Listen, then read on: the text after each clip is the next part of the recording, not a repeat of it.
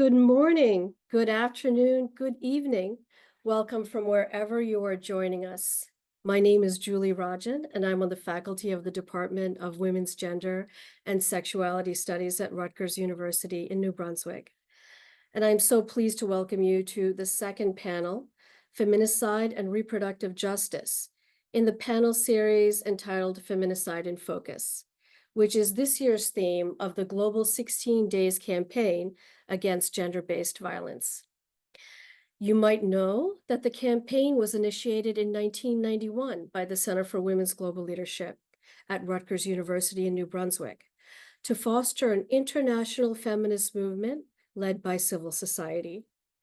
Each year, feminist organizations globally dedicate 16 days, starting from November 25th, which is the International Day for the Elimination of Violence Against Women, through December 10th, which is Human Rights Day, to address gender-based violence manifesting in their local spaces, for example, through demonstrations and marches, art exhibitions, and digital activism.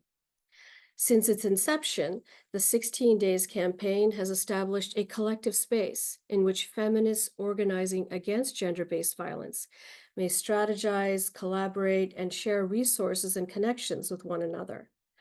To date, the campaign is comprised of over 6,000 organizations in 187 countries, and at the international level is recognized by the United Nations, the World Health Organization, among other entities. These collective demonstrations globally during these 16 days every year highlight the degree to which gender-based violence is pervasive in all cultures and throughout all nations globally. Furthermore, they highlight the extent to which gender-based violence is undermining the human security of cisgendered women and girls and members of the LGBT+ community, as this panel will address, to the point of fatality. While the Center for Women's Global Leadership was sunset in 2022, the Global 16 Days campaign remains resilient at Rutgers, New Brunswick.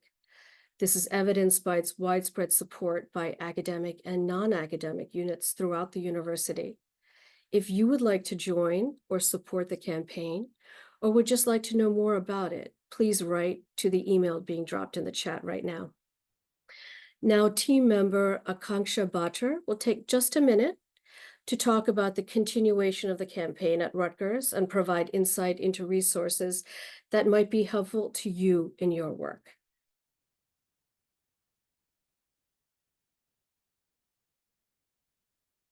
Thank you, Julie. Good morning, everyone. Good afternoon, good evening. I'm Akanksha Bhatter, a second-year master's student in the Women's Gender and Sexuality Studies department here at Rutgers. Here at Rutgers, under the leadership of Kayo Denda, the head of Marjorie Somers Foster Center and librarian for the Women's Gender and Sexuality Studies, in collaboration with archivists, we are committed to archive CWGL's history and legacy, with particular focus on the 16 Days campaign. This is also an effort to reclaim the campaign, ensuring its roots and history is preserved.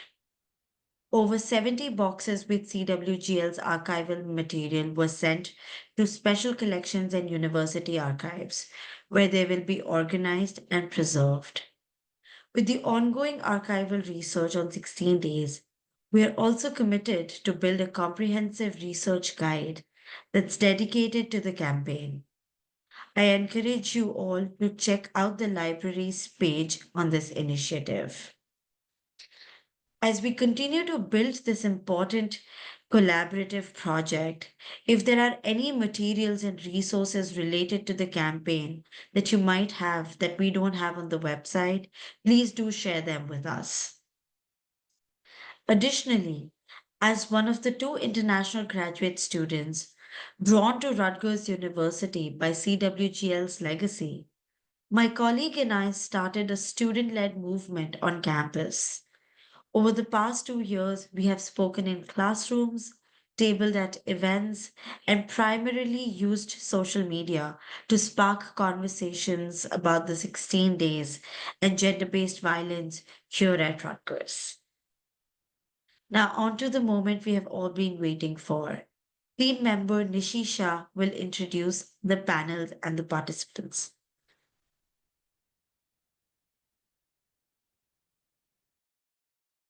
Thank you, Akanksha, and hello, everyone. I want to thank you for taking the time to join us today from all over the world. My name is Nishi Shah, and I am the program coordinator at the Rutgers Institute for Women's Leadership, where I run different programs and events focused on media and feminism. Prior to this role, I coordinated the Global 16 Days campaign at the Center for Women's Global Leadership. The most recent global campaign conducted by CWGL focused on ending femicide by not only amplifying awareness of what the issue is and how widespread and critical it is, but also by demanding that governments worldwide act urgently to hold perpetrators of all forms of femicide accountable, all while uniting movements and struggles across borders to build solidarity. This Rutgers panel series is a continuation of that multi-year campaign, and I am so pleased to have experts in the field for today's topic, feminicide and reproductive justice, to share their work with you. This talk will be moderated by Melissa Upreti. Melissa is a globally recognized human rights lawyer, and she served as Chair-Rapporteur and Expert Member of the UN Working Group on Discrimination Against Women and Girls from 2017 to 2023. And has since joined the International Commission of Jurists as Regional Director for Asia and the Pacific. She was Senior Director of Program and Global Advocacy at the Center for Women's Global Leadership from 2017 to 2022, where she led 2 multi-year Global 16 Days campaigns, including the one on femicide. She is also a graduate of Columbia Law School. Over to you, Melissa. Yes, thank you so much, Nishi, Julie, Akanksha, and the rest of the team for inviting me to be part of this panel and to moderate the session. Good morning, everyone, and greetings from Nepal, which is where I'm calling in from tonight. As someone who has called New Jersey home for more than 2 decades, and as a former member of the Rutgers University community, which is where I had the privilege of leading the Global 16 Days campaign and working very closely with Nishi and other colleagues at CWGL for 5 years. Let me start tonight's discussion by putting the issue of femicide and its connection to reproductive justice in perspective for you with some facts and statistics from the United States. Women in the United States are more likely to be murdered during pregnancy or soon after childbirth than to die from the 3 leading obstetric causes of maternal death, namely high blood pressure disorders, hemorrhage, or sepsis. While intimate partner violence is common worldwide, with 1 in 3 women reporting experiences of violence, including physical, sexual, or psychological abuse by a partner in their lifetime, studies by experts show that the US has a higher prevalence of lifetime and past year intimate partner violence than other high-income countries, and homicides by an intimate partner in the US are overwhelmingly committed using firearms. It's estimated that in the US, firearms were used in 68% of homicides around the time of pregnancy between 2008 and 2019, with Black women at substantially higher risk of being killed than white or Hispanic women. Now, not only is the incidence of these killings an issue, but equally concerning is the impunity that follows. Few perpetrators of intimate partner violence, which is a leading precursor to femicide, are ever convicted. This shows that there's rarely any consequence, and there's also no deterrent. Many legal loopholes allowing access to firearms remain. This shows that lawmakers have been negligent in creating the necessary safeguards against femicide, despite the connection between femicide and gun violence being so clear.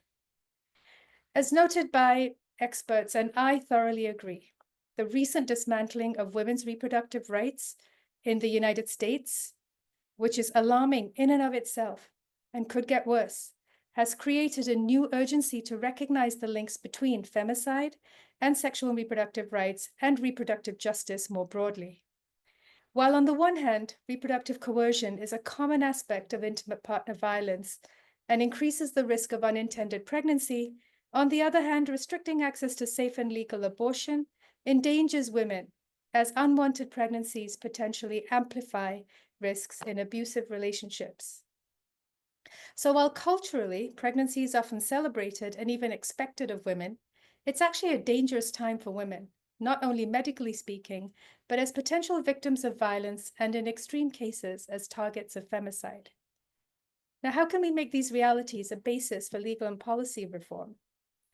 Well, international legal experts have recognized many different forms of femicide and classified them as direct and indirect based on international human rights law and international standards, as well as women's lived experiences from around the world. Femicide may be direct and perpetrated by an individual, such as in cases of intimate partner violence, or it may result indirectly from systemic discrimination and violence at the hands of a healthcare provider, or at the hands of multiple actors within the healthcare system as a whole who are operating within a certain type of legal and regulatory framework. Leading examples of indirect femicide are pregnancy-related mortality, of which unsafe abortion is a leading cause. And this often happens where there are legal restrictions on abortion or criminal bans, or a prevalence of discriminatory treatment in healthcare settings involving denials or delays in the provision of medical care or the poor quality of care, where socioeconomic status and race or ethnicity are often factors. Globally speaking, 45% or nearly half of unwanted pregnancies end in unsafe abortion.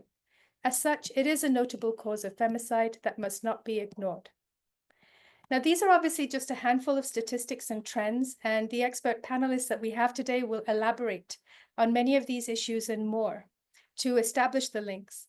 But I do want to highlight a few things which I think these trends illustrate. Number one, femicides are not random acts of violence perpetrated solely by individuals, but these are acts of violence that are often structural. They are rooted in and enabled by harmful gender stereotypes of women, which are embedded in our laws, policies, and practice, and these stereotypes are linked to women's biological capabilities and expected reproductive roles. Femicide is rooted in unequal power relations and manifests in the private and public spheres as a form of control or retribution. Femicide occurs more often than we realize in our communities, although they might not be recorded as such, and these killings are happening with impunity.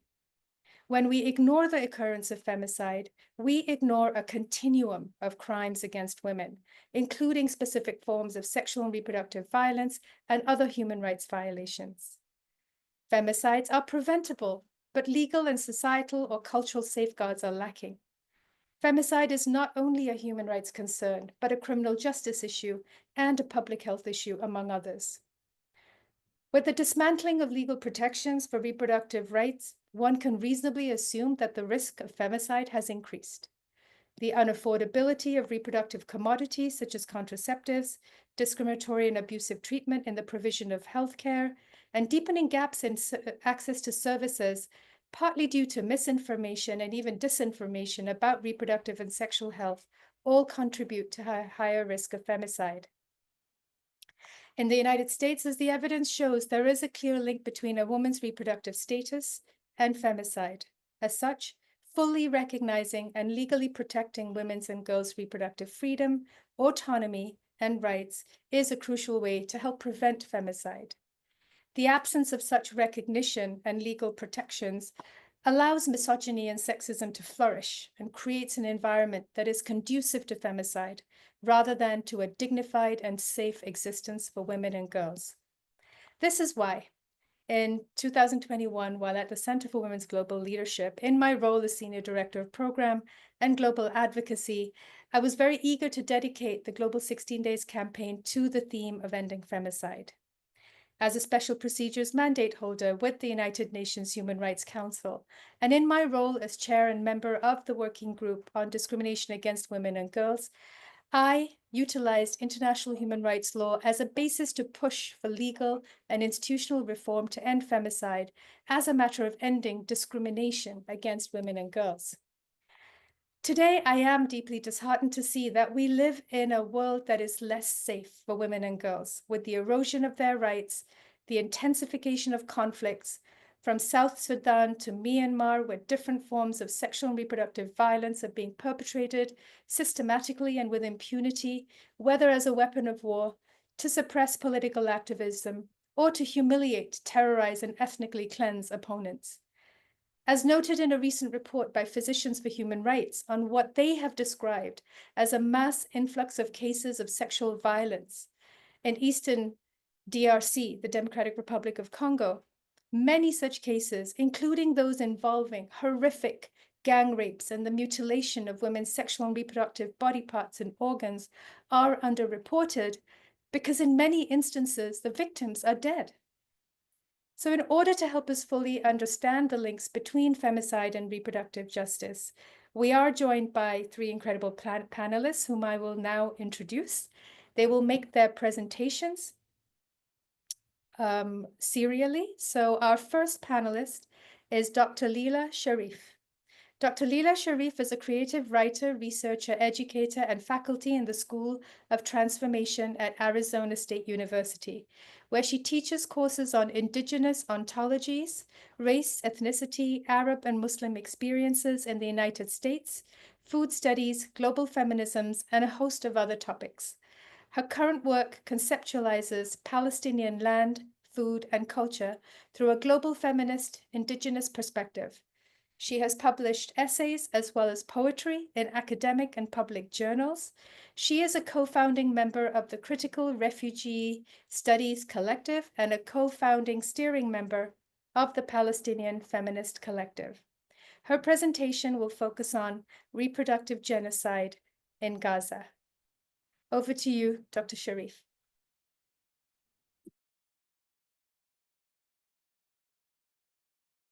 Thank you so much.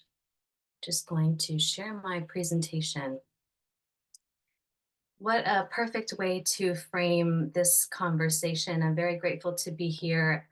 I come to you from home of 22 Native nations here in Southwest United States. And I want to thank Julie, Akshanka, Nishi, and our moderator, Melissa, for putting this incredible event together and just the incredible work that's happening at Rutgers. As feminists, we begin with the premise that genocide is inherently anti-feminist because it is inherently anti-life. And I want to offer a trigger warning.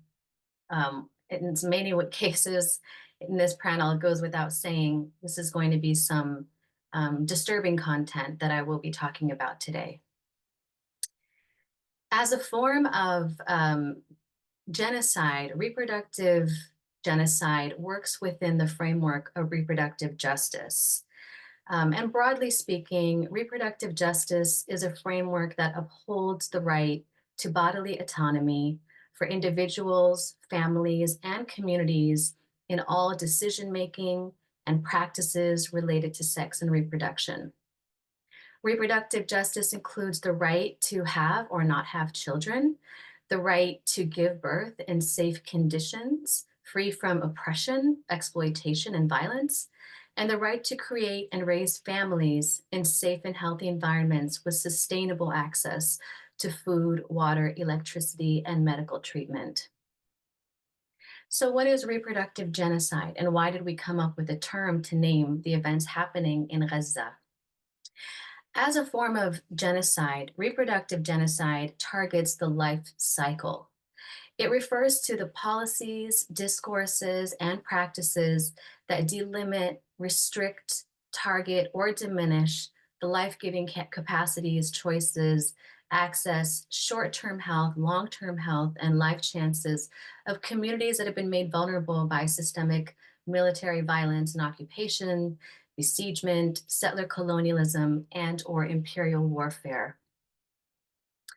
In the context of Gaza, we have seen reproductive genocide in many ways. It has included the control and cutting off of vital life-giving sources such as water, fuel, and electricity, and food.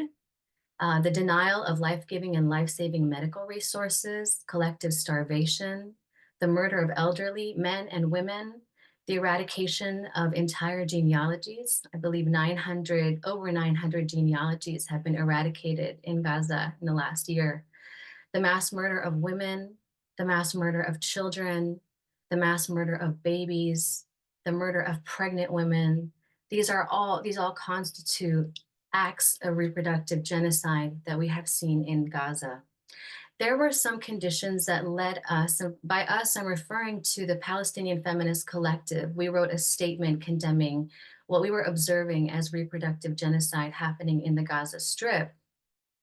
We first saw a statement from Planned Parenthood that used the very racist and Orientalist discourse of Arab male perpetrators and rapists in order to justify this genocide. In fact, the first line of that statement from Planned Parenthood is, Hamas unleashed a brutal attack in Israel, killing over 1,000 civilians, sexually assaulting women and girls, and kidnapping over 200 people, many of whom remain captive. They don't share that many of those people were actually killed by the Israeli military on that day. But more importantly, because these narratives and tropes of Arab masculine perversion and sexual deviance have actually enabled this genocide to be justified. It's in some ways supported manufacturing consent for it.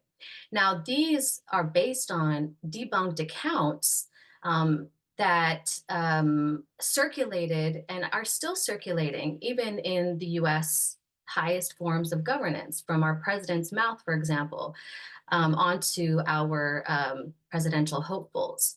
Now, interestingly enough, it was the state of Israel engaging in sexualized torture, as the United Nations recently termed it. And at the same time, it has gone with impunity. So not only are these acts of violence being perpetrated in mass against women, girls, children, and men, but they're also being justified through a discourse of, again, Arab barbarism. And in fact, a colonel defended the rapists. This is in reference to 9 Israeli military men that raped we believe is a child in detention. And supporters of the rapists actually showed up in droves in order to release them from captivity, from incarceration. And the basis for that was that rape should be allowed because it should, out of an understanding for the hardship endured by warriors, referring to the Israeli military. Reproductive genocide is connected to sexual violence, gendered violence, and sexualized torture. Last week, the United Nations released this report on Israeli treatment of Palestinian hostages in particular. So these are hostages just in the last year that have been taken during this genocide in Gaza and have been tortured in torture camps or are detained indefinitely without any idea where they are. And so these acts include the death of hostages due to torture and rape, sexual abuse, and the torture of women, severe torture, rape, sodomy, and dehumanization of Palestinian men, photographing women in their underwear, kicking and squeezing of genitals, torture if detainee does not do humiliating acts, and interrogation while naked. Now, as Palestinians, we know that these acts are not new. They have been happening for 76 years, but we do identify the sheer mass and systemic upsurge in these practices within the last year. So the point about reproductive genocide is that it aims to destroy life and the promise of life. It is its intent is to annihilate indigenous futures. And how does it do this? It does so in many ways. Most notably, immediately following the October 7 attacks, Israel issued collective punishment, a policy of collective punishment, which included forced starvation. So we have 2.3 million people in Gaza that are currently starving while they're being aerially bombed. By November of last year, the average Palestinian in Gaza was surviving on 2 pieces of bread a day due to the aid being completely cut off. By late December, 1 month later last year, Gaza was declared a state of famine. By February of this year, more than a quarter of 2.3 million people in Gaza, which is the highest populated, most dense place in the world, enclave, if you will, in the world, were estimated to be facing catastrophic levels of deprivation and starvation. Now, today, 83% of the people in Gaza require food that does not make it into Gaza. This is up from 34% last year. 50,000 children aged between 6 and 59 months urgently require treatment for malnutrition. Most notably was the Flower Massacre, what came to be known as a series of massacres that began really in February 29th of this year. And this really marked a new phase in Israel's starvation campaign, especially in northern Gaza, which is currently undergoing an extermination campaign by the state of Israel. Israeli infantrymen, snipers, tanks, and drones opened fire on a crowd of starving Palestinians seeking aid in Gaza City as they were lining up to get flour from aid trucks, killing at least 112 and injuring more than 700. Several attacks on Palestinians trying to get aid would have been consistently since this time in what we have collectively come to know as the Flower Massacre. And notably, the Israeli troops were shooting to kill. It was a motivated killing of people that were starving. There's also the systemic attack on the ability to give and receive care in the case of this young man, who many of you may have seen his photo. His name is Shaban Dalu. He was a 19-year-old engineering student, and he was sick and attached to he was on a hospital bed attached to medical devices when he was burned alive. And his story is quite representative in many cases of the levels of dehumanized forms of systemic violence that are happening that relate to reproductive genocide. So at least 220 UN staff members have also been killed since October 7. And the Gaza Health Ministry reports that over 1,000 Palestinians that are Gazans working in the health sector have also been killed. So it's not just an attack on people, but on the people who take care of them. It's also related to environmental issues, particularly ecocide. Half of the farmlands in Gaza have been completely destroyed. Again, this is not new due to Israel's ongoing assaults and systemic assaults over the years, especially within the last 18 years, while Gaza has been under a siege, a violent siege where Israel controls air, land, and sea.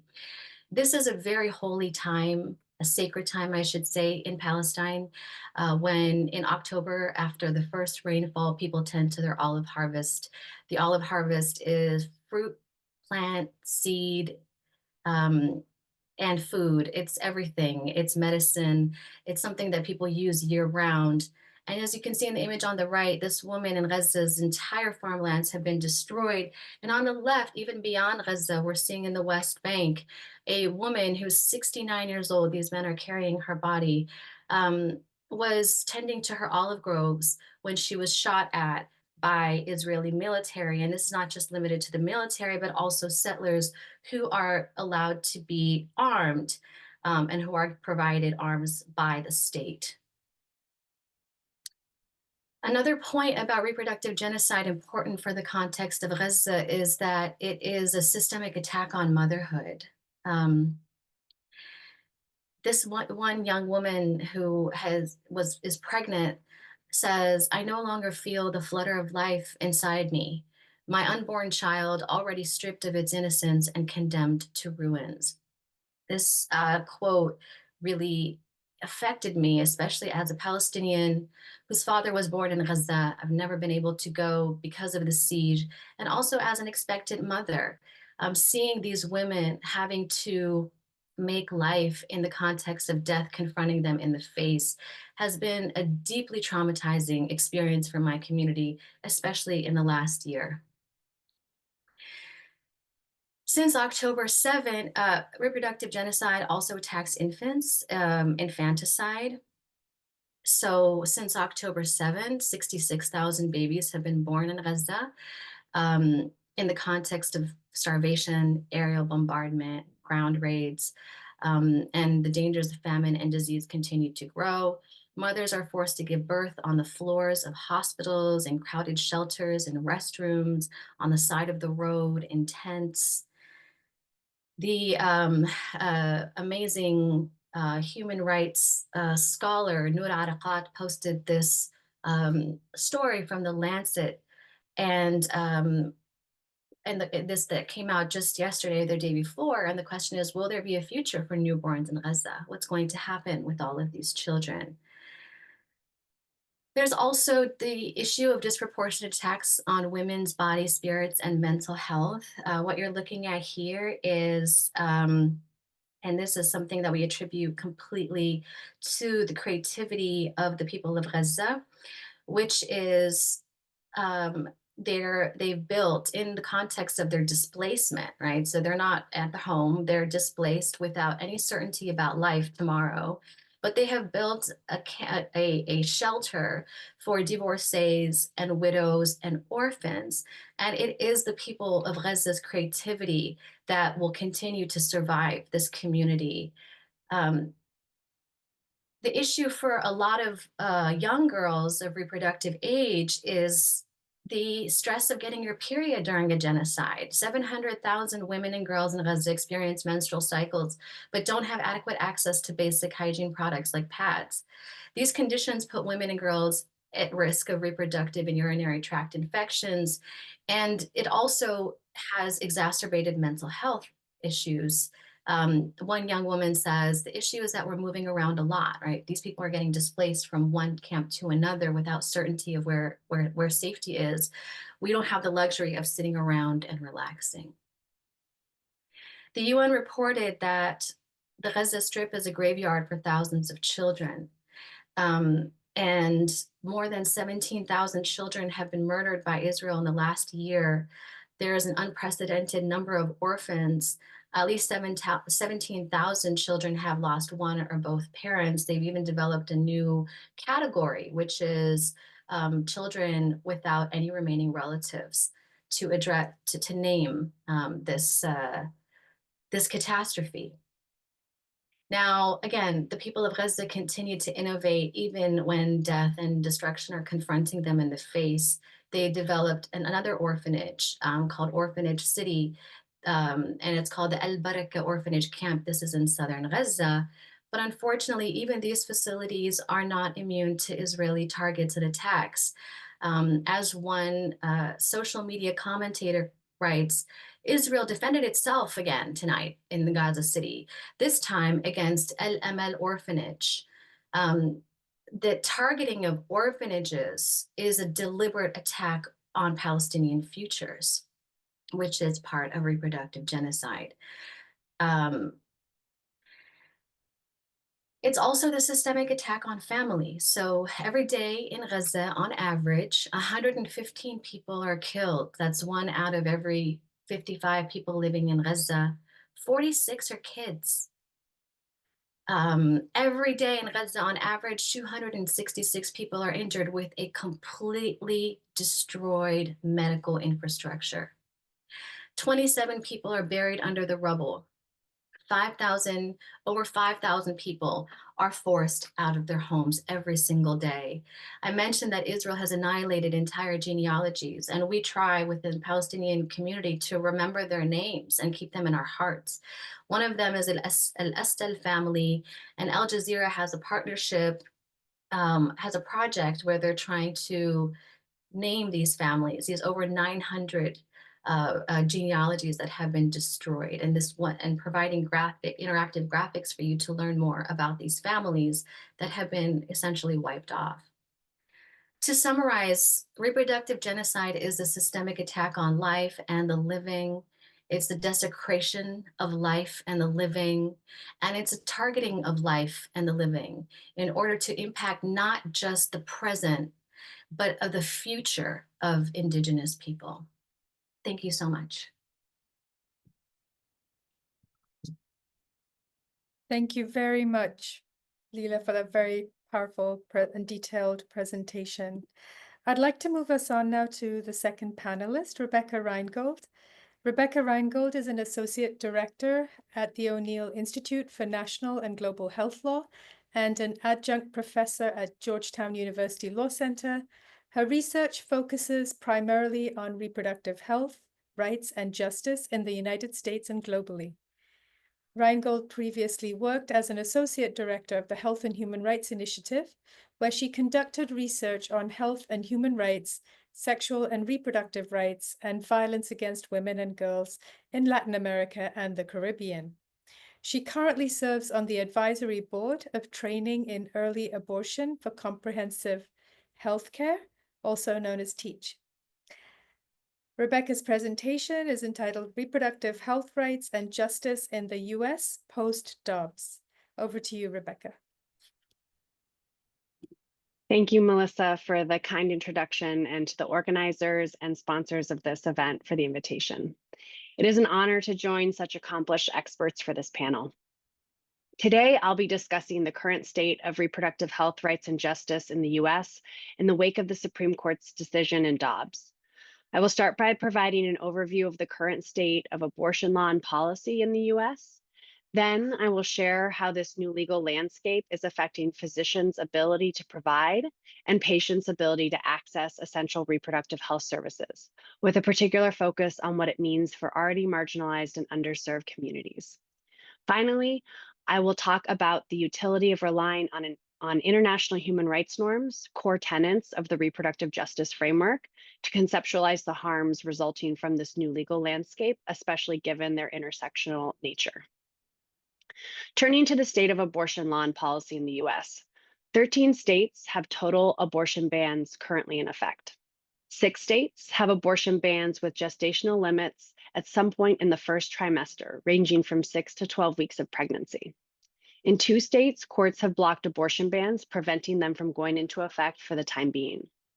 While all of these bans contain one or more exceptions, they tend to be quite narrow in scope, both in theory and in practice. Of these 19 states with total or near total abortion bans, 14 contain exceptions for health, but explicitly limit them to apply in situations involving serious threats to physical health. Only 10 have exceptions for pregnancies resulting from rape and/or incest. For now, the majority of abortion bans target physicians. Physicians are subject to harsh civil penalties, criminal punishments, and/or the suspension of medical licenses. Some fines are as high as $10,000, and at least one state imposes a maximum penalty of life imprisonment. A handful of abortion bans also target anyone who aids an abortion seeker in accessing care, which can mean family members, Uber drivers, etc. It is also important to note that even before Dobbs, abortion care was subject to many different types of restrictions at the state level throughout the US. And those restrictions remain in effect today, affecting access both in states with bans and those without them. Examples of these types of restrictions include, among others, restrictions on abortion procedures and medications, restrictions on health professionals and institutions, restrictions on women's and pregnant people's decision-making, and restrictions on funding for and insurance coverage of abortion. Now, I want to take a brief moment to situate this new legal landscape in the US within the broader global context. When you compare abortion law and policy in the US to that of other countries, a few things are notable. First, the abortion bans in effect in some US states are among the harshest in the world. They have some of the narrowest exceptions. Other countries have much broader health exceptions or give significantly more discretion to health providers to interpret and apply those exceptions. They also have some of the harshest penalties for health providers and others who help someone access an abortion. Second, even in US states where abortion is not criminalized, it is accessed in a health system that differs significantly from that of other countries. Many other countries have either universal health coverage or mandatory health insurance programs that create far greater access to health services in general. Abortion is also better integrated into other health systems. And there is more public funding for abortion in other countries. The backsliding that has taken place in the US stands in stark contrast to the global trend towards increasingly liberal abortion laws and greater protections for abortion rights. Over the past 30 years, roughly 60 countries have liberalized their abortion laws. Only 4 countries, including the US, have rolled back the legality of abortion. Now, the consequences of this new legal framework are already proving to be significant. State bans affect access not only to abortion services, but also a range of other essential reproductive health services. Examples include miscarriage management, management of other inevitable pregnancy loss, like ectopic pregnancy or premature labor and previable pregnancies, cancer therapy, and assisted reproductive technologies, just to name a few. The consequences of criminalizing the provision of essential reproductive health services, including abortion care, are far-reaching and felt by both physicians and their patients, as well as their families and broader communities. Physicians are caught between threats of criminalization and ethical obligations to provide their patients with evidence-based care, and have begun to leave states that ban abortion to practice in less restrictive contexts. Training in abortion care has similarly become scarce in states with sweeping bans, exacerbating the OBGYN workforce shortage already looming in the US prior to Dobbs. And the research is already telling us what many experts predicted. The devastating consequences of abortion bans are being felt most acutely in the US by abortion seekers who are already marginalized and underserved. I'm going to touch briefly on how Dobbs is affecting a handful of these groups. First, sweeping abortion bans are disproportionately affecting low-income individuals. Low-income women are more than 5 times as likely to report an unintended pregnancy as women living at or above the federal poverty line, in many cases due to barriers to contraceptive use. As a result, women who are struggling financially have a greater need for abortion. The average cost of a first trimester abortion in the US is $550. And nearly 50% of the monthly income for people living with incomes below the federal poverty line. Even for those abortion seekers who have health insurance, the cost of abortion care could be out of reach due to prohibitions on private insurance and Medicaid covering abortion care. Many residents of states with total or near total abortion bans have to find the cash to cover the cost not only of the procedure, but also travel to other states. Second, total or near total abortion bans disproportionately affect people of color. For example, Black and American Indian and Alaska Native women ages 18 to 49 are more likely than other groups to live in states with abortion bans and restrictions. Many people of color are also more likely to fall below the federal poverty line, be un- or underinsured, lack transportation options, or have paid time off or paid sick leave, all of which affect their ability to travel across state lines to receive care. Post-Dobbs, researchers have found that people of color have experienced the greatest increases in travel time to abortion facilities. State abortion bans are also predicted to increase pregnancy-related deaths, threatening to exacerbate the already significant racial disparities in maternal mortality and morbidity in the US. Third, young people are disproportionately and uniquely affected by abortion bans. More than half of US adolescents ages 13 to 19 now live in a state with severely restricted or no legal abortion access. When minors can overcome legal obstacles to abortion care, such as parental involvement requirements, they can face greater barriers related to cost, information, and access than adults. Yet the consequences of delayed care due to legal obstacles may be more severe for young people, given that they experience serious pregnancy-related complications at a higher rate than adults. While I only have time to mention them briefly, other communities that are disproportionately and uniquely affected by abortion bans can include immigrants, LGBTQ+ folks, and survivors of intimate partner violence, among others. It is also important to note that these groups, even before Dobbs, face the greatest number of practical obstacles and structural barriers in accessing safe abortion services. International human rights bodies have determined that restrictive abortion laws violate a range of human rights, including rights to health, life, privacy, freedom from gender discrimination or gender stereotyping, freedom from gender-based violence, and freedom from ill treatment, among others. I will focus on the human rights contained in the treaties that the US is a party to, which narrows the scope substantially.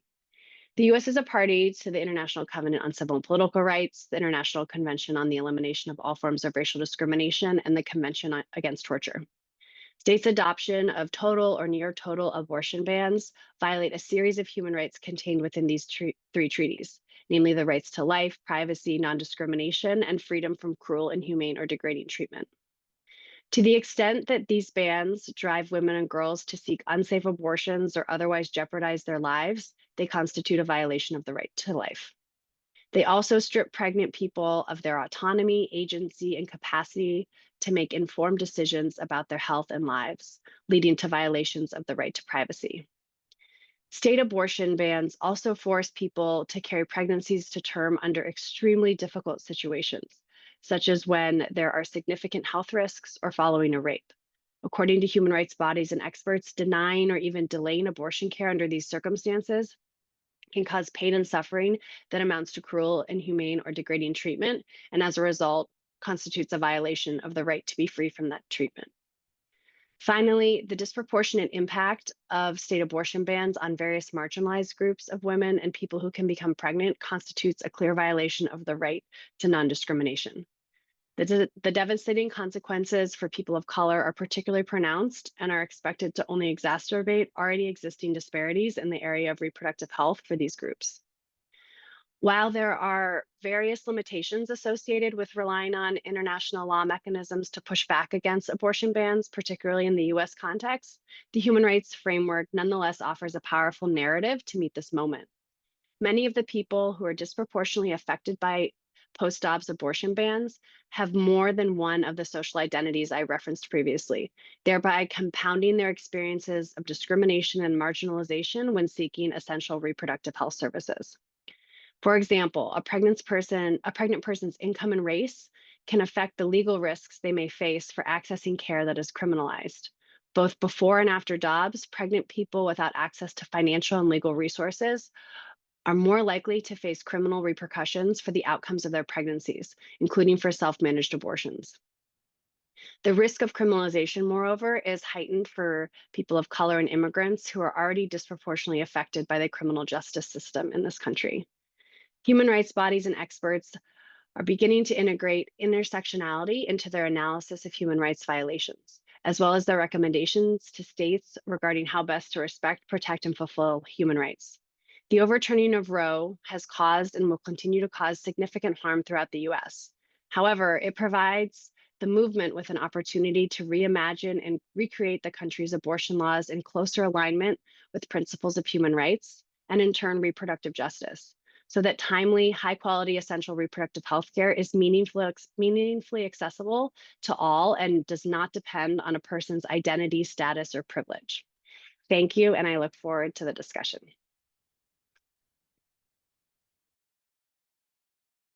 Thank you very much, Rebecca, for that extremely comprehensive and insightful presentation. I would now like to introduce our third and final panelist, Dr. Udodiri Okwandu. Dr. Udodiri Okwandu is a historian of medicine whose scholarship and teaching contextualize profound racial and gender health inequities in the United States.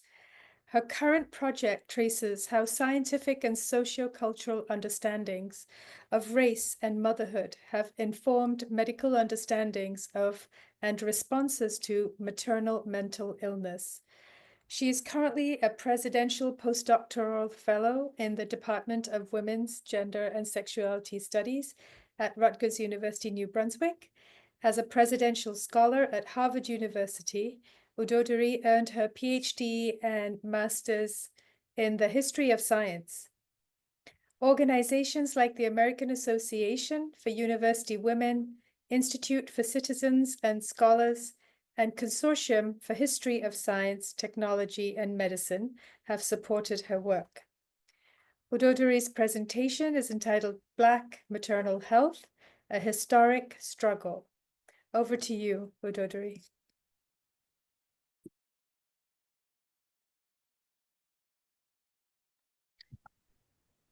Thank you so much for having me. I wanted to just thank the organizers for their work in putting this panel together, and to my co-panelists for sharing their critical work. I'm really excited to be part of the conversation. Today, I will be broaching the topic of femicide by examining the current landscape of Black maternal health in the United States and emphasizing how it reflects the longstanding and historical denigration of Black motherhood. As an entry point into this topic, I'm going to begin with some somewhat recent news. So on May 30th, 2024, The Atlantic published an article by Jerusalem Dimsaz titled "The Maternal Mortality Crisis That Didn't Happen," which examined the implications of a recent study that challenged the widely held belief that maternal mortality rates in the United States have sharply risen since the early 2000s. The study in question was conducted by Saloni Datani, a researcher at Our World in Data. Datani found that measurement changes gradually introduced in the US between 2003 and 2017 led to a seemingly steep rise in maternal deaths. Previously, maternal mortality was defined as deaths occurring during childbirth or shortly after. To address past concerns about underreporting, the updated definition now includes deaths during pregnancy and within 6 weeks of pregnancy's end. Additionally, states introduced a checkbox on death certificates to indicate whether a woman had been pregnant at the time of death or within the preceding year. While maternal mortality rates in countries like France, Canada, and the United Kingdom were stable or slightly fell during the same period, reported maternal mortality ratios roughly doubled in the US. According to Datani, while this change helped identify more deaths that meet the criteria for maternal deaths, it also led to some misclassification. In light of this evidence, Dimsaz concludes in her Atlantic article that it's, quote, "time to push back on unwarranted crisis narratives since reality is scary enough." While these findings may lead some to conclude that maternal mortality rates may be overstated, or that it is critical to produce a more precise definition of maternal deaths, these perspectives personally provide me with little comfort, particularly given the stark racial disparities in maternal mortality in the United States. They serve to obscure the fact that these deaths, overcounted or not, are not evenly distributed across the population. In the United States, Black women face the highest maternal mortality rate. When compared to white women, Black women are nearly 3 times as likely to die, a disparity that transcends education, socioeconomic status, and even pre-existing health conditions. Further, over 80% of these counted deaths are deemed preventable, which means that death could have been avoided by one or more feasible changes to the circumstances of the patient, provider, facility, systems, or community factors that contributed to the death.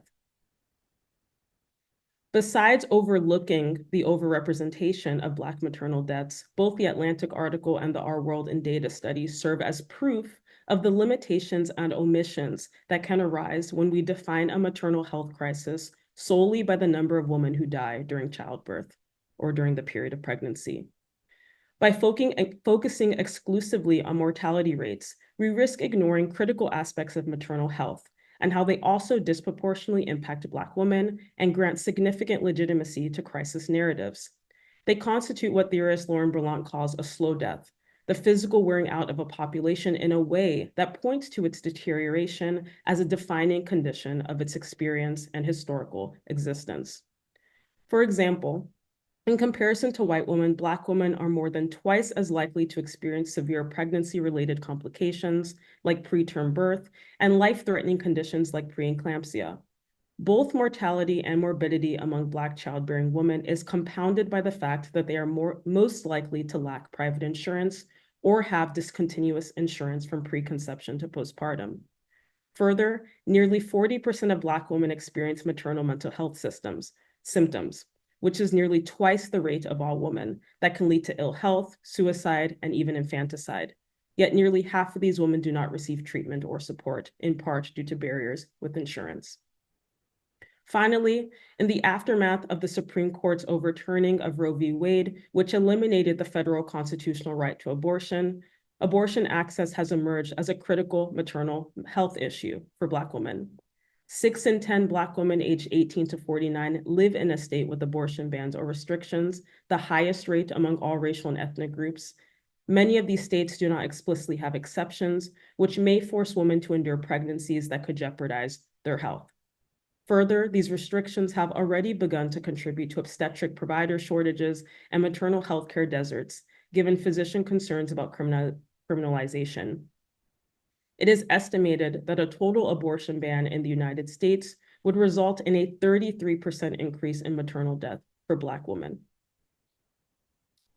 In light of these statistics, I personally refuse to be satisfied with the notion that the state of maternal mortality in the United States isn't that bad.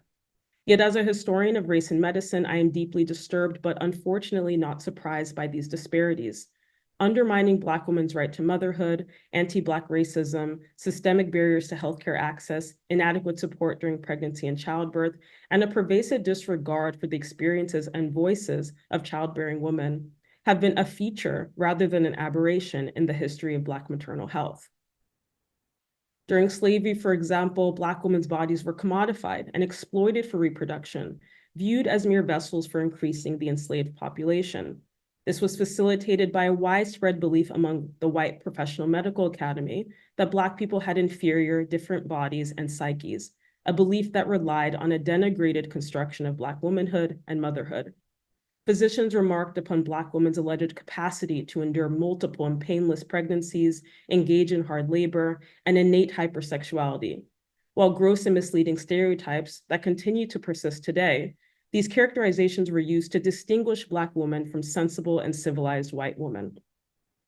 A significant consequence of these beliefs was that Black women were denied agency over their own reproductive health, subjected to rampant sexual violence, and marked as the antithesis of domesticity and maternity. In the rare instances in which they did receive medical care, it was to manage and monitor their reproductive lives, including assisting with difficult births, examining the causes of infertility, or investigating cases of infant mortality, all to ensure the reproduction of an enslaved workforce. Further, enslaved Black women were often forced to neglect their own children in order to raise and nurture those of white slaveholders. After emancipation, Black women continued to face systemic barriers in accessing healthcare. The introduction of Jim Crow laws in the South enforced racial segregation, leading to inadequate care in segregated hospitals and clinics, which were often poorly funded and lacked necessary resources. In 1946, the Hill-Burton Act authorized the use of federal funds to build segregated facilities within hospitals, further exacerbating inequities in healthcare. This period also ushered in the eugenics movement, which led to racially targeted forced sterilization initiatives. Black American women were most notably sterilized in southern states. For example, in North Carolina, from 1929 to 1974, 7,600 people who were mostly Black and female were sterilized. These eugenic policies reflected broader societal fears about Black reproduction and were justified by deeply ingrained racial stereotypes that painted Black motherhood as a threat to societal progress and well-being. The legacies of such practices and ideologies continue to be felt today. Black women often face implicit bias and racial discrimination from healthcare providers, leading to delayed diagnoses, inadequate treatment, and the dismissal of their concerns. Black women are also more likely to experience poverty, a lack of access to quality healthcare, and inadequate prenatal and postpartum care. Socioeconomic factors limit their ability to receive timely and comprehensive medical attention, which ultimately increases the risk of complications during and after pregnancy. In addition, social and environmental determinants of health, such as housing instability, food insecurity, and exposure to environmental hazards, disproportionately affect Black women, ultimately exacerbating health risks and contributing to poor maternal outcomes. Ultimately, the struggle for Black maternal health is a historic and ongoing battle against deeply entrenched inequities. Stated plainly, while today's Black maternal health landscape is undeniably in crisis, the state of crisis has unfortunately long defined Black maternal health. Now more than ever, it is critical to heed the call of a long lineage of Black women organizers who call for reproductive justice. The human right to maintain personal bodily autonomy have children, not have children, and parent the children one has in safe and sustainable communities. In 2003, more than 50 Black women's organizations and advocates came together to create a Black reproductive justice policy agenda. In the report, they emphasize that reproductive justice can only be achieved when Black women, girls, and gender-expansive individuals can experience pregnancy and childbirth without endangering their lives. Consequently, they call for critical policy changes, including but not limited to defragmenting the healthcare system, providing monthly financial supplements or universal incomes for low-income birthing people, increasing funding for doulas, robust financial support for pregnancy-related care, and ensuring unrestricted access to abortions and equitable access to effective contraception. These recommendations are essential as they aim to confront the enduring racism, systemic neglect, and disparities in access to knowledge, care, and support that constrain Black birthing experiences. Now more than ever is the time to embrace an expansive understanding of maternal health, to work towards a future where all mothers receive the care and respect they deserve. Thank you so much.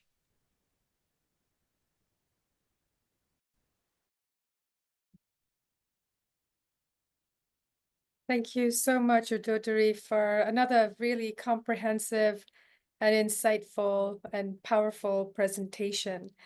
Now, I think with these three presentations, there are many dimensions and aspects relating to the connections that help establish the connections between femicide and reproductive justice have been brought forward. It is time for the Q&A session now, so I'm just looking to see what questions we have received, and I think I'll start with this one. So this is for all three panelists. Perhaps you can take turns answering them. The first one is, if Trump wins the US election next week, how do you suggest we get involved to keep fighting for reproductive rights and for reproductive justice in the United States, perhaps through grassroots movements and actions that connect movements with many of the issues that you have highlighted in your respective presentations? So who would like to go first? I can start with the first panelist. Perhaps Lila, if you would like to share your thoughts in response to Sure. that question. Thank you. So I would suggest that the reproductive health crisis is not contingent on Trump winning the election. We are already there. It is under the Biden administration that this genocide happened in Palestine, in Gaza. So this notion that there is a safer choice when it comes to reproductive health, especially for women of color and particularly for women of color located in the global South, I would suggest that the fight is going to happen either way, and it's a deep, prolonged and protracted fight for reproductive justice. So that means continuing the fight and also naming the violence that we are seeing and bearing witness to. Thank you, Lila. Rebecca, would you like to share your thoughts? Thanks. Sure. A couple of thoughts. I think working at the state level has really been one of the effective responses to the overturning of Roe and bringing the issue back to voters as much as possible, since it's not popular to broadly ban abortion and include vague and narrow exceptions. So we've seen ballot initiatives, for example, have quite a bit of success to reestablish the right to abortion at the state level. So I think that work can continue regardless of who our next president may be. Another thing that I think is, and state litigation to support that work as well, grounded in state constitutions, which may have different interpretations according to state Supreme Courts than what we've seen our Supreme Court decide in recent years. The other thing is, and I think the question hinted at this, the power of movement building, that this is, we have seen young people really embrace reproductive justice and link reproductive justice to other social justice movements. And that's something that, looking beyond the US to other countries, has been incredibly successful to move towards the decriminalization of abortion and expand access. Is linking movements and coming together and recognizing the connections between reproductive justice, democracy, rule of law, that all of these issues are connected. So I think continuing to be active in those spaces is important, and probably more so in the context of a Trump presidency. Yeah, Thank you, Rebecca. Udodiri, please go. Yeah, I just want to say I really agree with everything that Rebecca and Lila said, especially the idea that engagement in these issues is not contingent on Trump winning or losing. Roe was overturned under a Democratic administration, even though, Democrats push and make reproductive rights a big aspect of their platform. That's not to say there's not distinctions between how the two parties view those issues, but we can't neglect that fact, that the fight continues regardless who wins. I think the one thing that I would just really add is grassroots organizing. And I think if people have the financial means in order to support nonprofits and advocacy organizations that are really working to support women and connect them to resources, whether it's money to help them travel across state lines, money to get access to contraceptives. I think mutual aid and volunteering is a really, really big thing that people can do, especially if you have the privilege of living in a state that does have access to abortion. And if you have the financial means to support these efforts, I think the work of community organizers has been really critical here. And of course, making a vested interest in electoral politics, not just within the context every 4 years with the presidential election, but thinking about what's happening at the local issue and also at the state level. Thank you. Another question that I have here for you, which I've received, is, can you talk about the dire impact of a second Trump foreign policy, for example, in terms of the Mexico City policy, global gag rule on the reproductive rights of women in the so-called global South, where we know that access to safe abortion is often a matter of life and death. It's not just, an issue of privacy, but at a practical level. And this is where it also connects back to femicide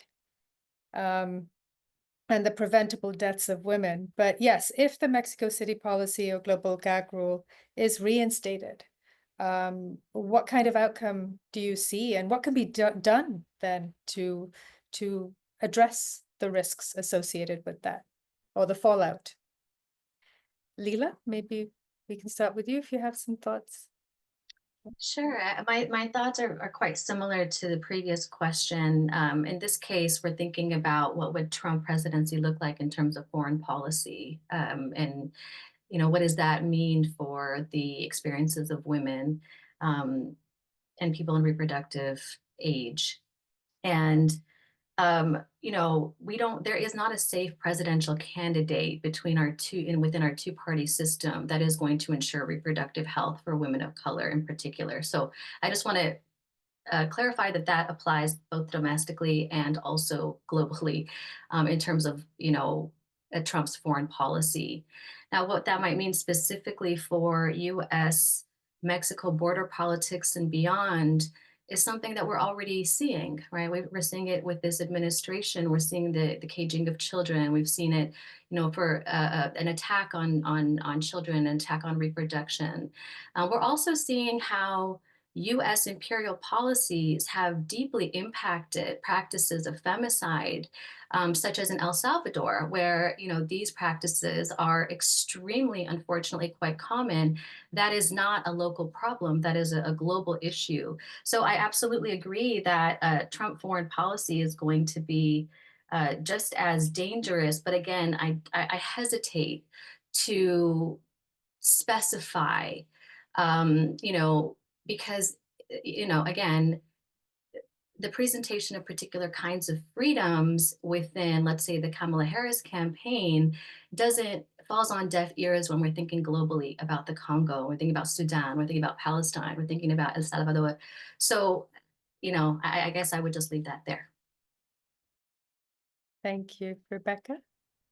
Yeah, so the global gag rule is one of those policies that, at least in recent years, has flip-flopped depending on whether we have a Democratic or a Republican president.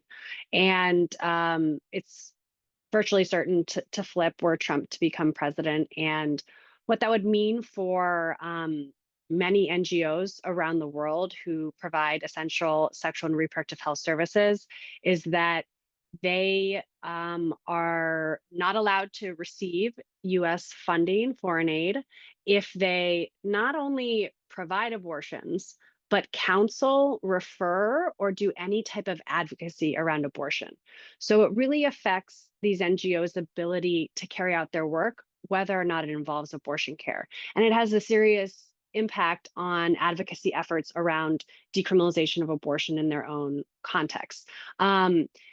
Many of these NGOs don't provide abortion services, probably because there are limitations, legal limitations within their own context, but they provide other sexual and reproductive health services like contraception, HIV, AIDS care.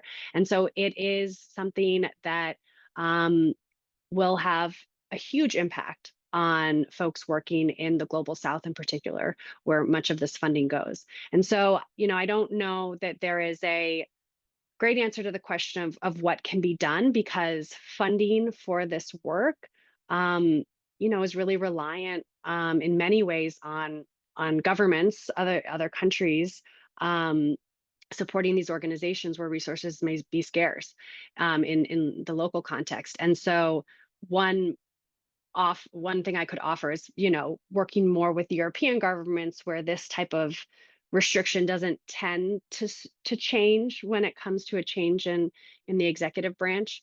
And we know that, many European governments provide a great deal of foreign aid to support this type of essential sexual and reproductive health care.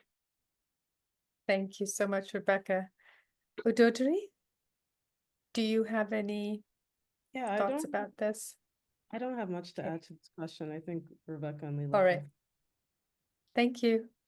Okay, so now I'm going to go to a question that has, I guess I'll just read it out. It's from a student, someone who identifies as a student, and says, how can we go about bringing this fight to our local communities?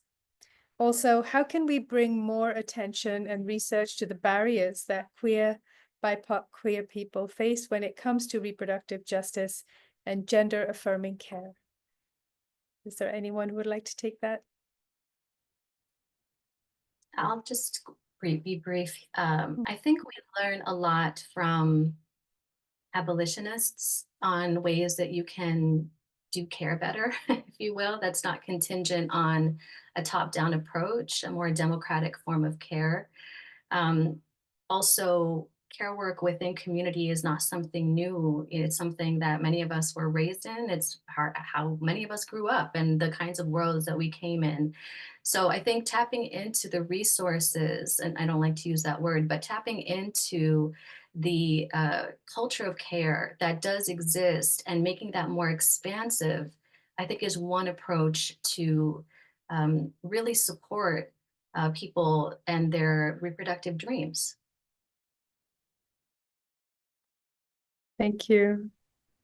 Do any of the other panelists have a response that they would like to add?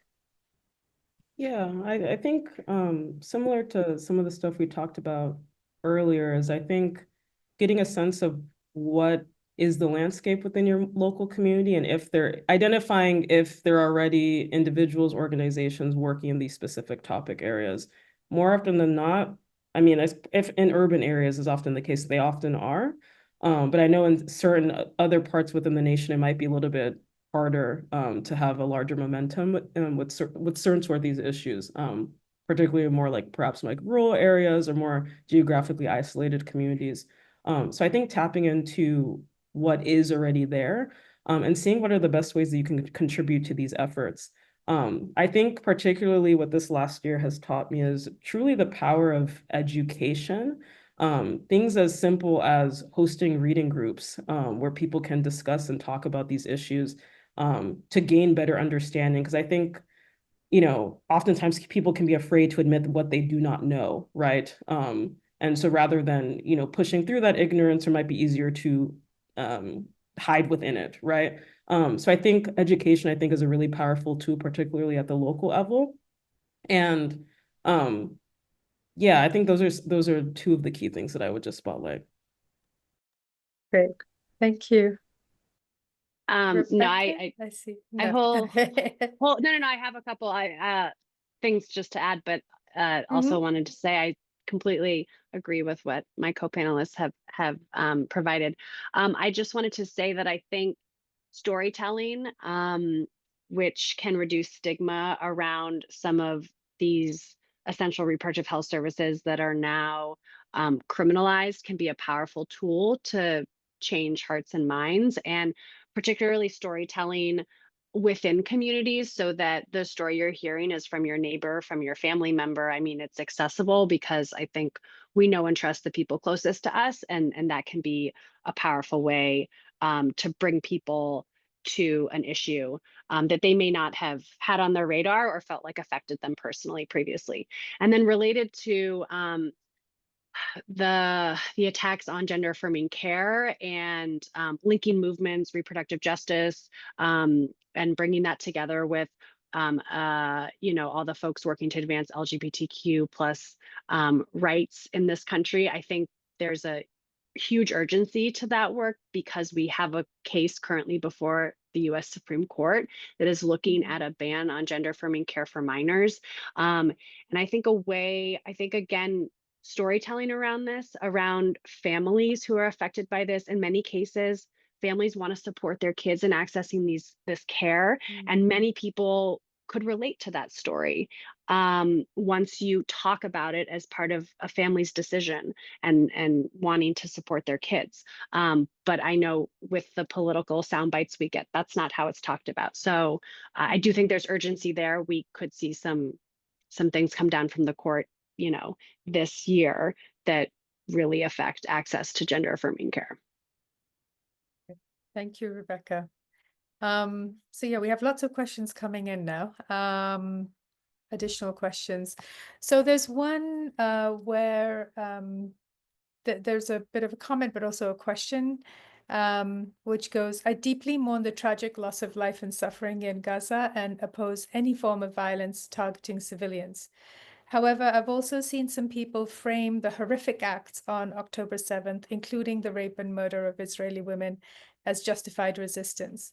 With such brutal acts being committed, can we really justify any of it, no matter the cause? Lila, would you like to take that one? Yeah. Yes, it's going to be a brief response. In general, I won't participate in any racist kinds of discourse that, for the reasons that I mentioned in my presentation, that would justify in their language or in their trope a genocide. So that's my response to that question. Thank you. Thank you. There's now a question specifically for Rebecca and the Dobbs case. It goes, could the Dobbs case realistically jeopardize the right to contraceptives and other rights to privacy and reproductive rights, considering Justice Alito brought up the reevaluation of due process cases like Griswold?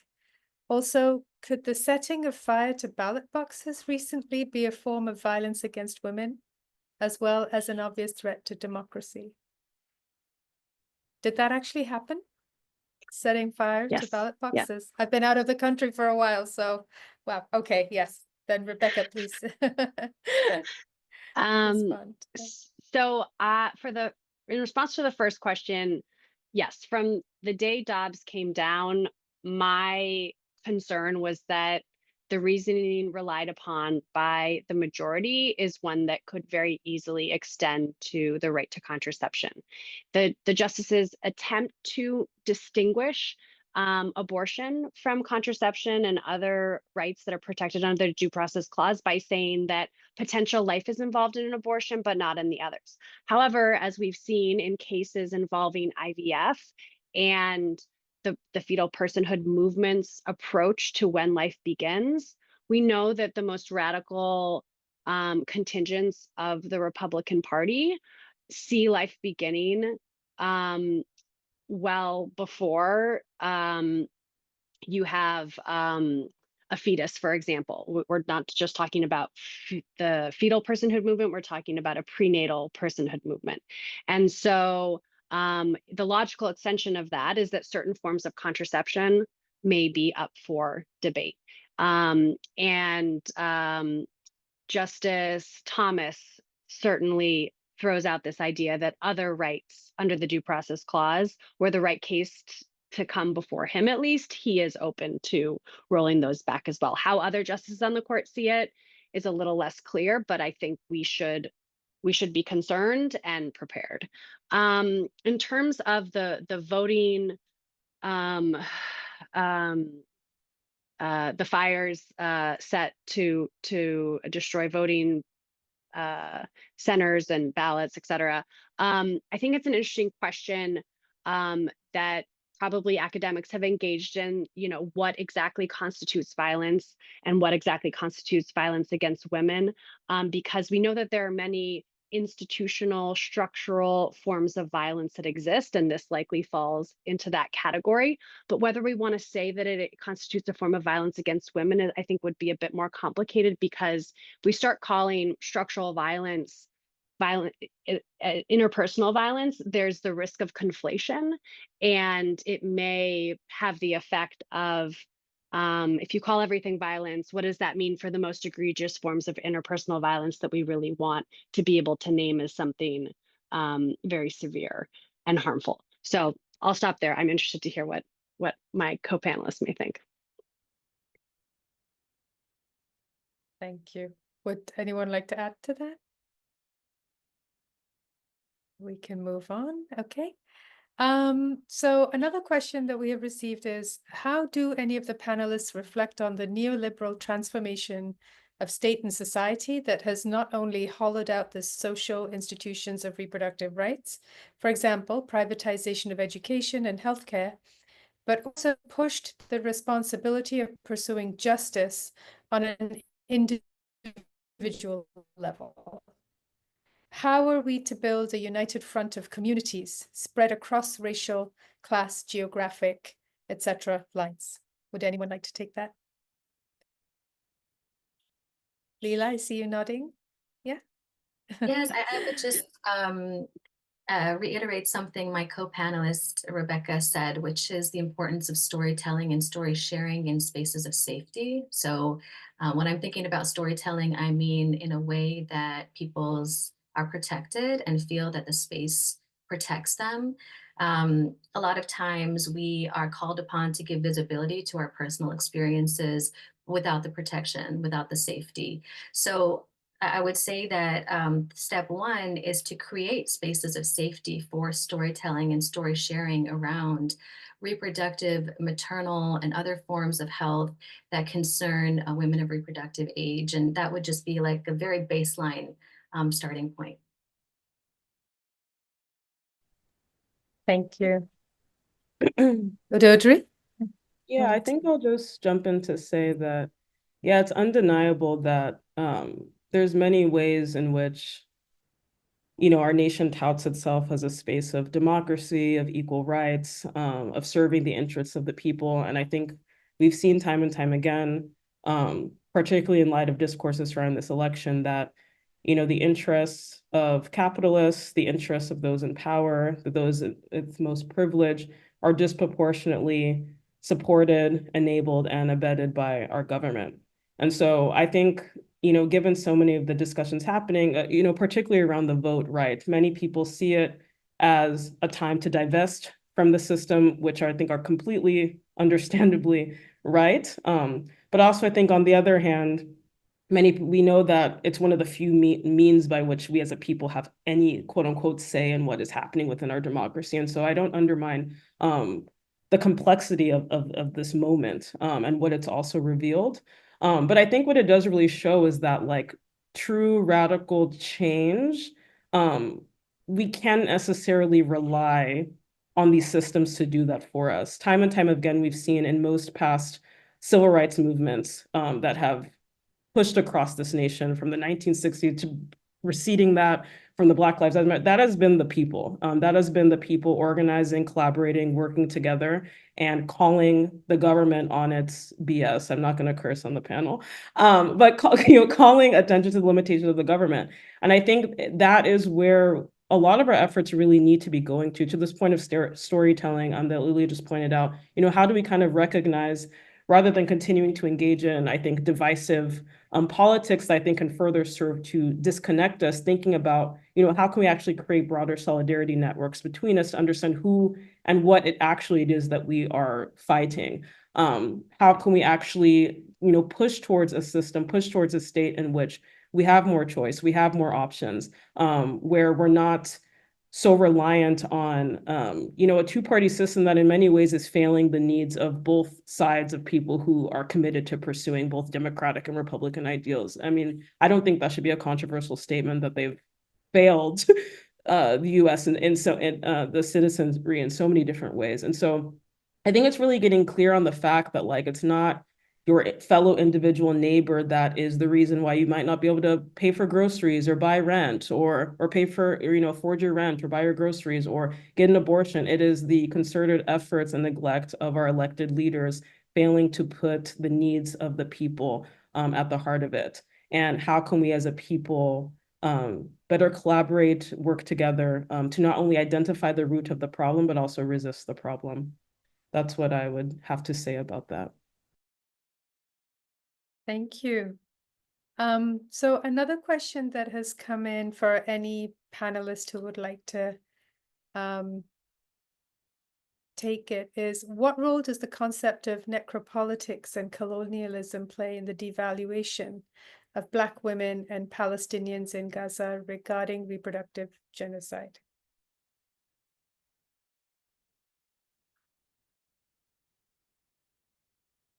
So I can speak to this. I think it's a really good question. Thank you for asking. I think necropolitics is a helpful framework.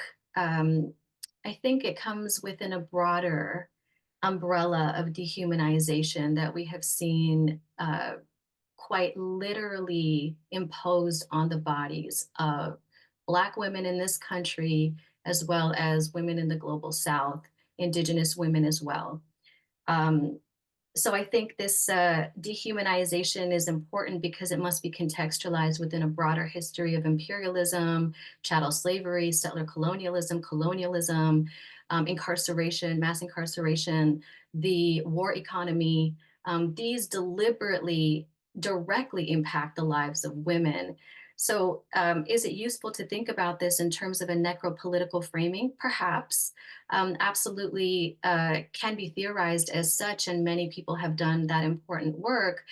But I also find that necropolitical can sometimes be a little stifling, because wherever women are, they often regenerate life, and they do so creatively as problem solvers, as a matter of survival. So I find that it's this moment has revealed that we live, and I think women of color in particular, live in a liminal space between the necropolitical and the everyday work to sustain and generate life. And that does situate really well within this umbrella of a long array of colonizing women's bodies and dehumanization, and historical context becomes extremely important.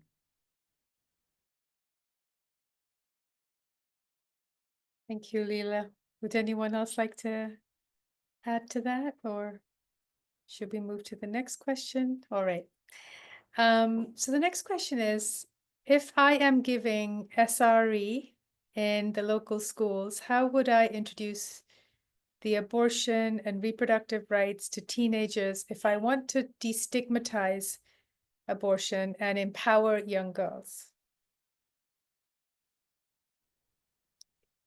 I can start and say that there are a lot of experts around the world in the US who work on this and have a ton of resources that would likely be useful. So what I may do is put a couple in the chat. There are some folks who think about this very much from a US perspective, what's right for the US context, and at various stages, starting from a young age through high school, that I think, the early you start, the better. And what information is included is dependent on, what age kids you're speaking with. And then at the international level, International Planned Parenthood has done a ton of work on integrating human rights principles around comprehensive sexuality education into national laws. So I think both could be great resources that could support the really important work that you're doing. So I'll drop some links in the chat shortly. Great. Thank you so much, Rebecca. Another question that we have received is, I would like to ask all panelists to address the ICJ, International Court of Justice's decision that found that Israel is plausibly committing genocide in Gaza, in part through targeting reproduction and women's bodies. How is domestic policy linked to foreign policy in the context of American empire and our collective responsibility for genocide? As a continuation of this question, the person asks, particularly as American empire starts at home and indigenous women's reproductive and ability to mother or parent has been targeted in the US as a form of genocide. Yes, so if someone would like to take that. Lila?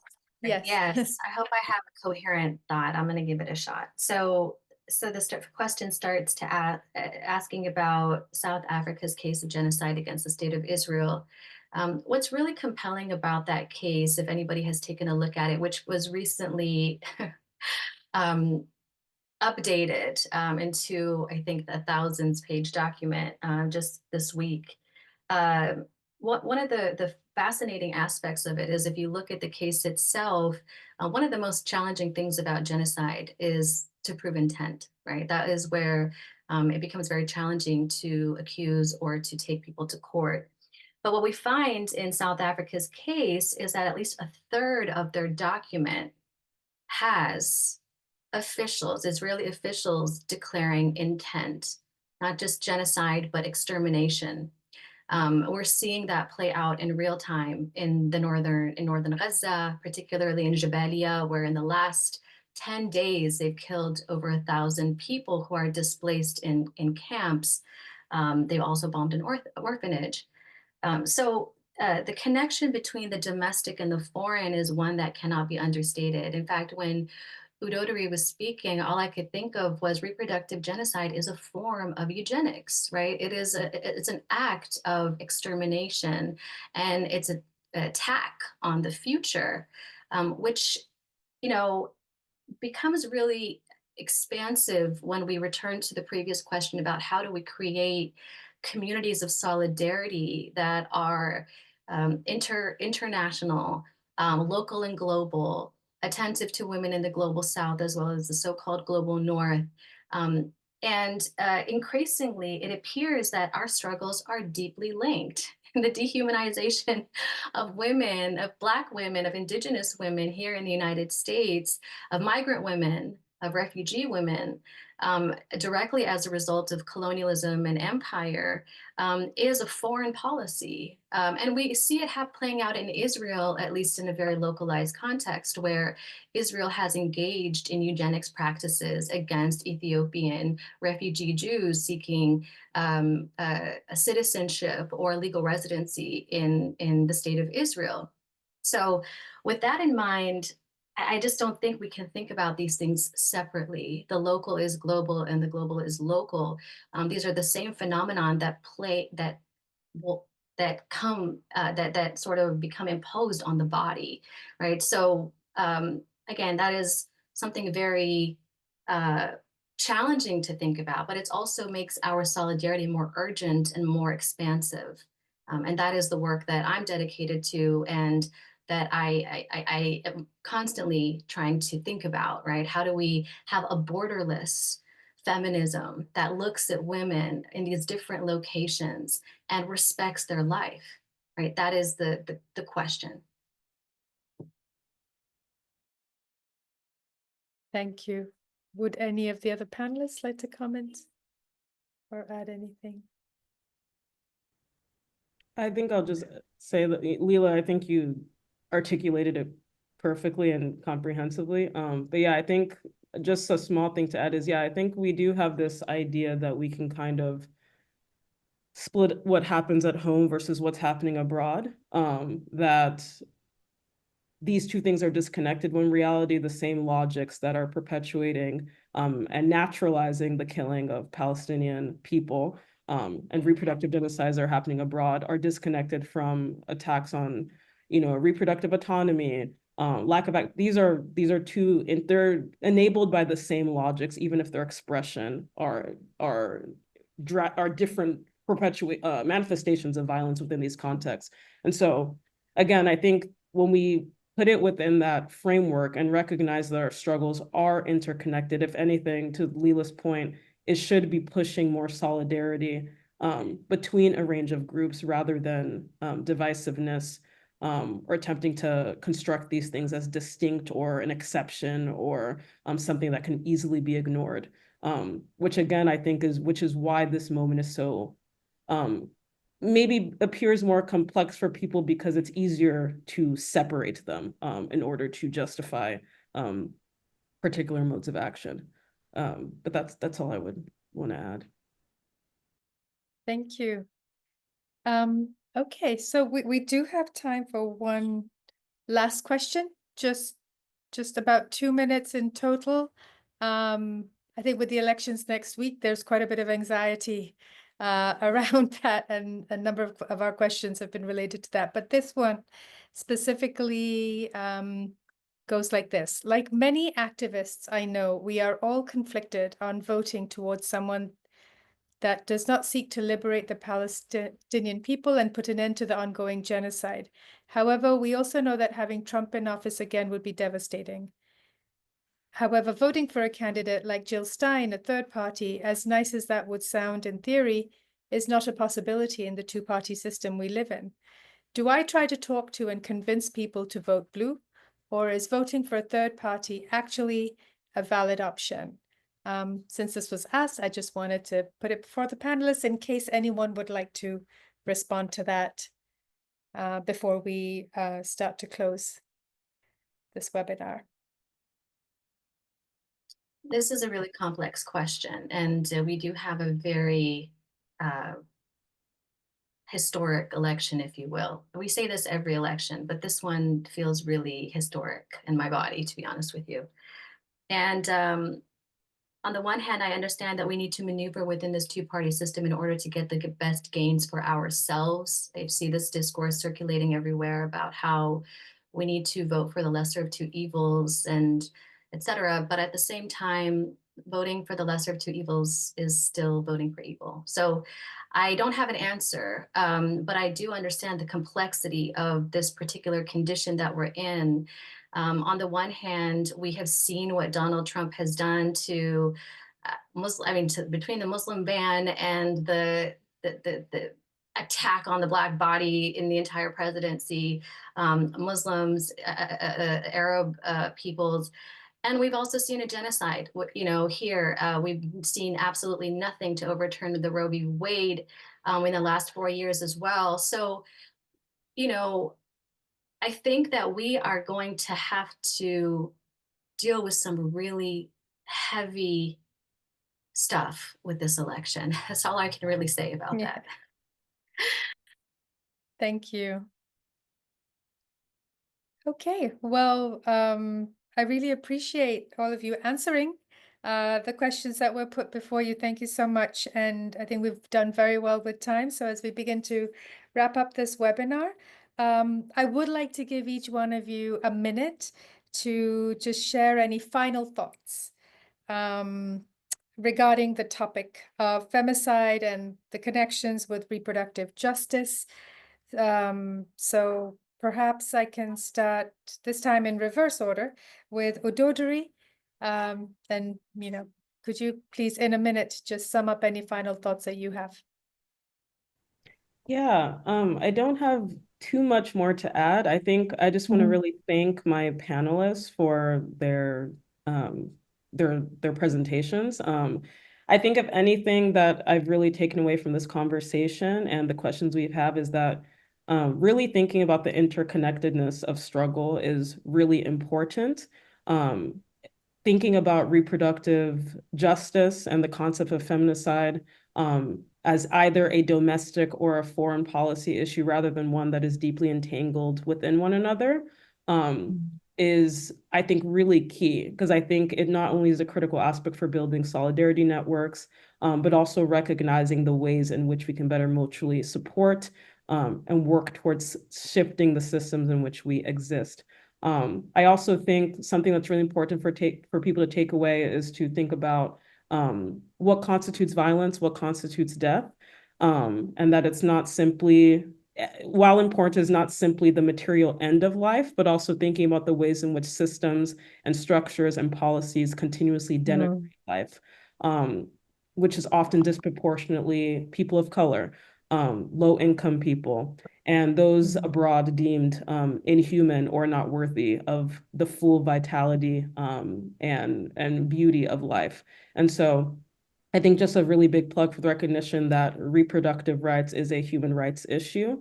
And I hope that this political moment is not just a moment, but one that really rallies people and pushes them to continue to challenge the systems within they exist in and demand more.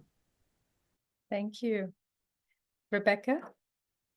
That really aligns with what I was reflecting on as well through the conversation and the presentations. A lot of my work recently has been thinking about how we here in the US can learn from the experiences of other countries, which is not a place many Americans often find themselves. But I think in this moment, it's particularly important, whether we're talking about access to abortion care, democracy, the interconnected nature of the various challenges we're facing in this world. And so I would just say that when it comes to abortion, there are many countries who have lived through incredibly draconian restrictive abortion laws and movements that have responded with immense creativity and perseverance and persistence to get to the small incremental wins that have been very meaningful for the folks within their borders. And that same sentiment can be applied to, we can look elsewhere for many ideas about how we do democracy. We can move beyond a two-party system. We can look at other ways that health systems are structured. These are big, big changes to our systems and institutions, but there are other ways of doing things. And I think now is a really important moment to really push ourselves to be open to that and think long-term about how to move towards that. Thank you, Rebecca. Lila? Yes, I just want to also express gratitude to my co-panelists for their work and their presentations, and also to you, Melissa, for being such a gracious facilitator. I would only add one point is that, women, however defined that category, have never been passive receptacles of violence, and we've always been rising up. And I think the goal and the motivation could be to really support that work that is happening at the grassroots level as a way to really, really steer change in a way that is beyond the moment, as Udodiri said, and really rises to a really decolonial vision for what care can look like and what families can live, how families can live. And thank you for this invitation in this wonderful space. Thank you, Lila. And yes, thanks to all of you for really sharing your wisdom and your knowledge and your insights. I feel like you've helped us all sort of come together intellectually around many of the issues that were discussed today, and hopefully energized a lot of people to really think about how to apply what has been heard. So it was a great honor for me to moderate this panel. I'd like to thank all of you and of course the organizers. And with that, hand the floor back to Julie. So please join me in thanking Melissa, Lila, Rebecca, and Udodiri for a really dynamic, highly critical conversation. I also want to give a special shout out to Dr. Rosalind Pacheski, who was very helpful in the development of this panel, and of course to my team, Nishi Shah and Akanksha Bhatter. And finally, we also thank you, our audience, for taking the time to join us this morning.